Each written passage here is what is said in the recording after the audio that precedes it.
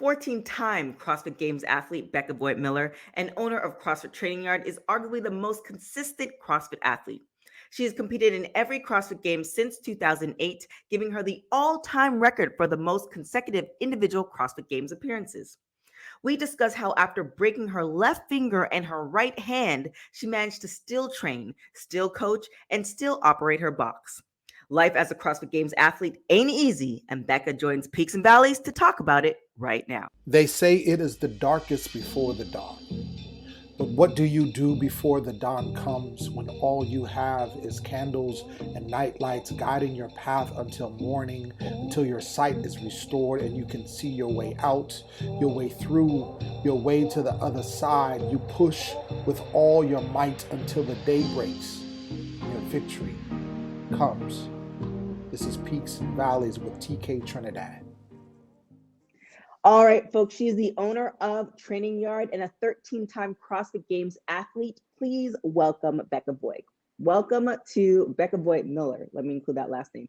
Welcome to Peaks and Valleys. How are you doing? I'm great. Thanks for having me. Thank you for coming on. So I love to give people like the behind the scenes. So Becca was actually like my first, for you guys who've been following me for a while, or if you haven't been following me for a while, I've done CrossFit for a number of years. And when I started doing CrossFit the first time, Becca was like my first coach.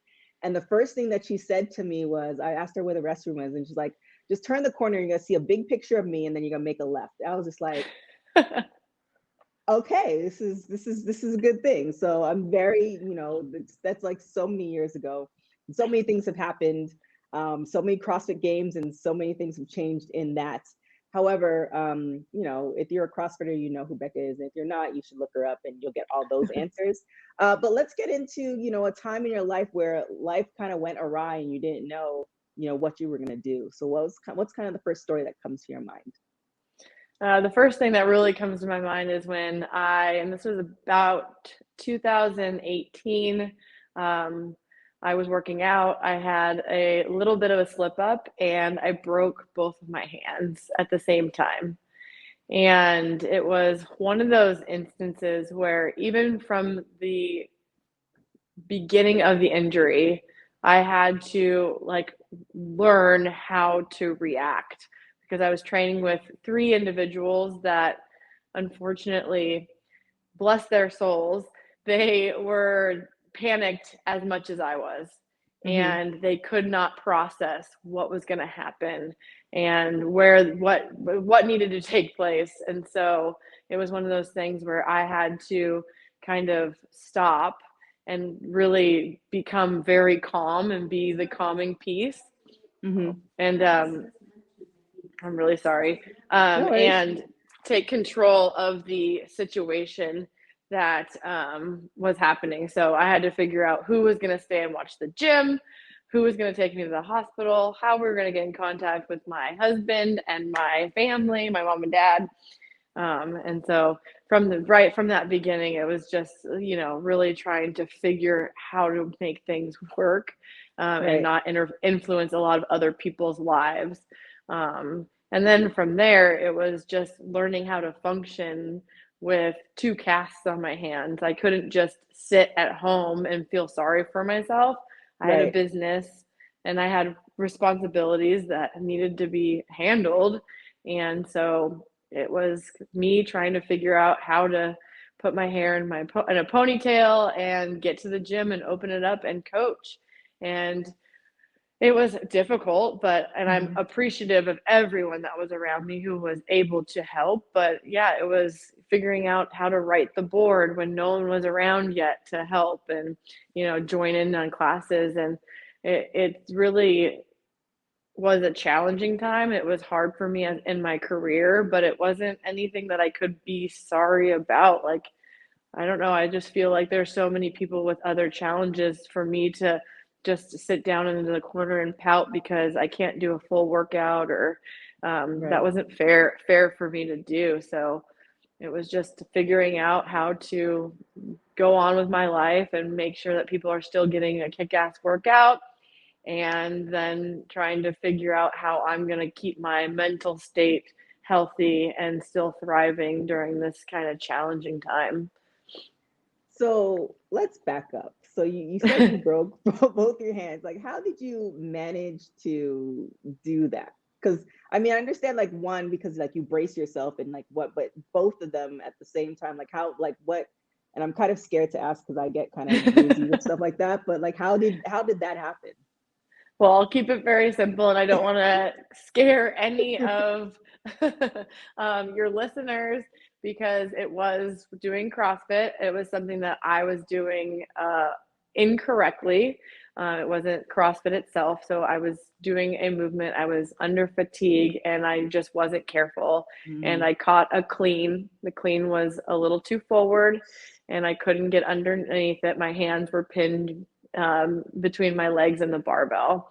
And so, yeah, just anyone out there who does CrossFit, just listen to your coaches. They know what they're doing. Don't add a lot of weight until you're ready for it. But it was solely my mistake, not CrossFit. So that's how I did it. And I broke my hand on one side and then my finger and my hand a little bit on the other side.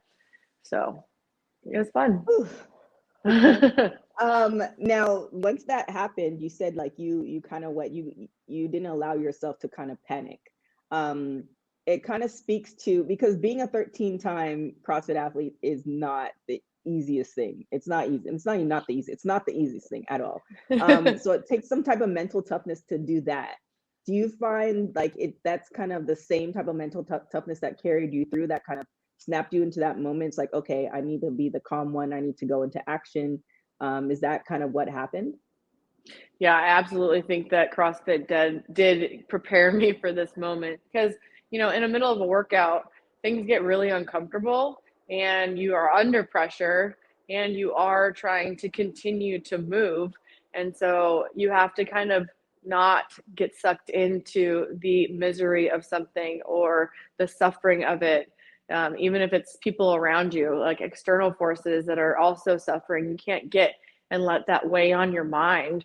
And so absolutely, you're able to kind of calm down all the noises and really focus on one thing, focus on the things you can control. And I think that's what happened, is that I couldn't let anyone else do it because they were also in the state of panic.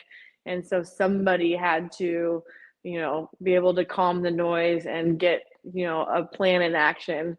And so I do think 100% CrossFit helped me prepare for that, and just my athletic career, just in intense situations, just be able to continue to move forward. Power through. Yeah. Yeah. And prior to CrossFit, do you feel like it's, I don't know, it seems like it takes like a certain type of individual, like something either like you picked up from your parents or something in childhood that kind of, some people crack under pressure and some people don't.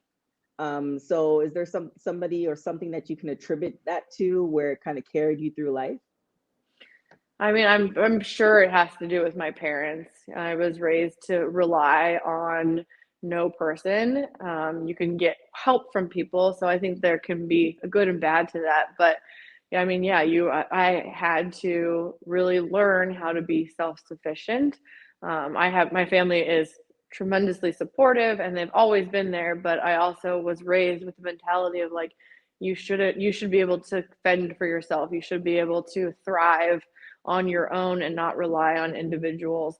And so I think that just being fed to me my whole childhood did help, because I do have a hard time asking for help now. And I think that is one of my pitfalls, but also I can figure things out. And I do attribute that to my childhood too. So we have baggage that is good and bad from This is our true. Everybody does. childhood. And now with the cast on, like now you're, like, you did figure it out, the times where somebody wasn't there, but you had to start relying on people, or people, were offering more help. So kind of what were the lessons learned when you had both casts on? Well, I do have to say one thing that stood out was that, like I mentioned, I couldn't put my hair in a ponytail. And for me, I live my life in a ponytail. Like, it's part of who I am. But it was one of those things that I was feeling sorry for myself, because I only had three fingers on each hand that were mobile. The rest of them were kind of like suspended, and so I wasn't able to really get it. And I Googled like one-handed ponytails, and then Mhm. I looked at and I was able to. I saw how fortunate I was to still have my both limbs, and I watched individuals that were had limb challenges, and they were freaking killing it with the single hand ponytails. And I was just like, okay, I can't feel sorry for myself. For right now, these casts are something that are temporary, but I will make do. And if someone offers to put a ponytail in my head, I'll like it, whether it's ugly or not. But Appreciate the small things. yeah, exactly. And so I think it's just, yeah, learning that people who care about you want to help, and it's not an inconvenience. And I feel like, yeah, I try not to be an inconvenience on people's lives, but sometimes people want you to lean on them. They feel like they feel important when you can, they can lend a hand to you. Right. And then what about like the state of your, like, not the state of your gym, because you were still like coaching and stuff like that, but did that change like your coaching style whatsoever? Because you couldn't necessarily show all the movements. Like how did, everybody's gym is a little bit different. I always tell people who have, negative things to say about CrossFit. It's like, it's not CrossFit, it's the coaching. You actually have to really look at the coaches, and in particular, who's heading up everything, because then that will speak to itself. So as far as like your coaching style and operating your business, did it change a little bit, or how did that happen? Yeah, absolutely. It made me become a little bit sharper with my verbal cues, and, really trying to um, be able to pinpoint people and rely on good movers to show what we're looking for and be able to point things out. And also on top of that, like, I was able to even show our members that, like, even though I have injuries and I'm going to modify the class workout, it's still something that I can do. And to teach people that just because you have limitations doesn't mean you have to limit your physical abilities. Like, you can really try to tap into those things that you can do and build upon that. And so I think that being an example for our members to be like, yeah, I broke both my hands and I can't do anything really upper body, but here's like 8 different workouts that I just did. And see, I can do it. And if I can do it, you can do it. That's always been my mentality. It's, if I can do it, I know that I can help you get there too. And so I just think that I was able to become a good example, but also really humble myself by being Mhm. able to rely on people to help me show stuff, and then also be able to give better cues or be able to explain things a little bit more clearly with my words. So it made me slow down a little bit too. Yeah, I totally understand. So let's pivot a little bit. CrossFit has changed drastically in the last 3 or 4 years. Like, I can only imagine, because I remember watching like the documentaries from like the very beginning when it was on the ranch. And I remember when I was like really into it and it was at Carson. And now it's just kind of like, I don't know what's going on. So one, can you speak to the state of CrossFit as of 2022? And then two, where do you hope you'll to see CrossFit? It's really a good question. Where are we right now in 2022 CrossFit Games world? I don't know. It's definitely up in the air. And I think that there's going to be a lot of things that we will discover as it unfolds this season. And then I feel like that's been the answer for the last couple years. So it's been a challenge on the CrossFit game side. On the CrossFit side, and for my gym specifically, it's the same. Our message has always been the same. We're trying to build better humans. And so I feel like with all of the changes that CrossFit as a headquarters is going through, my gym specifically and our community is trying to stay with the message that we've always held. Community first, really trying to build each and every person to be the best human being they can, um, and then go forward with that. And so this is not that, you know hardcore garage gym that it used to be back when, Right. you were doing CrossFit and when I first started.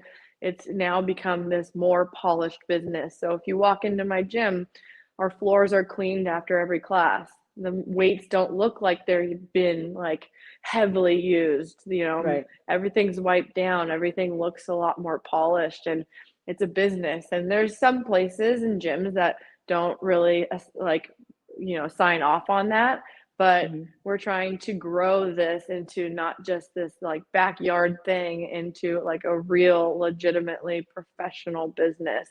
But yeah, I think it really for us goes back to our community, and the community right now is extremely strong for CrossFit Training Yard. I love this gym. I love what we've been able to do the last couple of years with COVID. We were able to pivot, thankfully, because of my husband and the planning that he's done, and also myself. But we were outside for a year, and Mm-hmm. it was like we didn't skip a beat. And so I think that it's just, CrossFit is not all what we are. We subscribe to the methodologies of CrossFit, but like you said earlier, each gym is different and each culture is different, and so you can't just blanket statement on any one thing about CrossFit. You just got to Right. try and figure out what works for you. And so for us, CrossFit's going great. CrossFit That's HQ, I good to think, hear. is experiencing a lot of turmoil right now, especially this week. Mm-hmm. Um, and that will be interesting to see how it unfolds. But if you're relying on CrossFit HQ to run your business and help you gain business, I think you're doing something a little bit incorrectly. Yeah. And then, like just speaking of about business on the business side of it, I often see, in particular with CrossFit, you have people who are like great coaches, but they're horrible business, business folks, or they're great business folks, but their, coaching is not that great. How do you balance it, or who's part of your team is to make it? Because for me, for folks who don't know, I live in Los Angeles, and when I'm suggesting any CrossFit gym, there's very particular CrossFit gyms that I suggest because I know that they're going to be like, the community is great. I could speak to some of those, but I've also seen some of them where the business, they've failed and they're no longer open, and I'm not surprised. So how do you find that balance? Because there's a lot going on top of the classes and everything, the behind the scenes stuff. Yeah, I think that we have to really find our strengths, right? So I do believe that I'm a great coach, and I know that I can be better, and I strive to be better every day. And so that's where I stay. I stay in that part of the lane. Don't get me wrong, I do have a say in the backside of our business, but my husband is phenomenal with that part. And so I allow him, and we allow each other to kind of run those things separately, and really it lends itself to our strengths, and it makes our business really a more solid one. Now, if it was all on me or all on him, yeah, you'd absolutely experience things that kind of start to diminish. The quality will diminish in one end or the other. So it's just really establishing a really good team. And then for me, I also try to build up our coaches. So I'm trying to always help them grow. Unfortunately, we only have one coach right now. And so fortunately, we're looking for some coaches. So if anyone's listening and they're interested, you can apply on our website. There Sorry, a it little is. plug right No there. worries. But yeah, I mean, it's like any business. I mean, you're not going to be good at everything. And if you Mhm. are, then kudos to you, because it's hard. It's hard to, have a personality to deal with all different, different humans. And then there's also, the computer part and the business aspect. How do you grow a business? And sometimes you just don't have enough time in the day to actually spend, cultivating and building up those different sides. So yeah, I'm really putting people in that have those strengths and relying on them to make it happen is extremely helpful.